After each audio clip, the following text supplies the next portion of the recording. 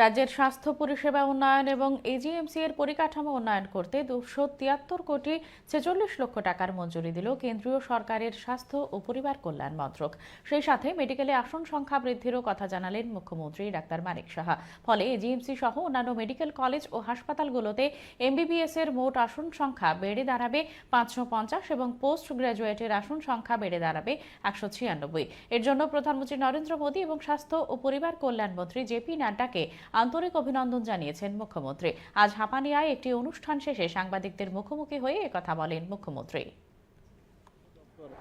সেইভাবে আমাদেরকে রিকগনাইজেশন দিচ্ছে এবং যখন যখন আমি যাই মাননীয় প্রধানমন্ত্রীজি এবং মাননীয় স্বাস্থ্যমন্ত্রীর সাথে আমি যখনই কথা বলি, ওনারা যখনই আমাদের বিষয়গুলো বলি ওনারা খুব উৎসাহিত বোধ করেন এবং তার প্রতিফলন কিন্তু আজকে আমরা দেখতে পেলাম। এতগুলো টাকা আমাদের দিল, অত্যন্ত খুশির বিষয় যে বাইরে যাওয়ার এখন কিন্তু প্রবণতা একেবারেই নেই। আজকে মেডিকেলের আসন আমাদের এখানে প্রায় 250-র মতো হয়ে গেল এমবিবিএসের সরকারি পর্যায়ে, আর অন্যান্য তো আগের আছেই। তো সব দিকেই কিন্তু এখন মানে এমবিবিএসের সিট বাড়ছে, ডেন্টালের সিট বাড়ছে। তো আমরা সব দিকেই কিন্তু এখন মানুষ একটা সিটের জন্য বাইরে যেতে হতো, সেই প্রবণতাটা কমে যাবে।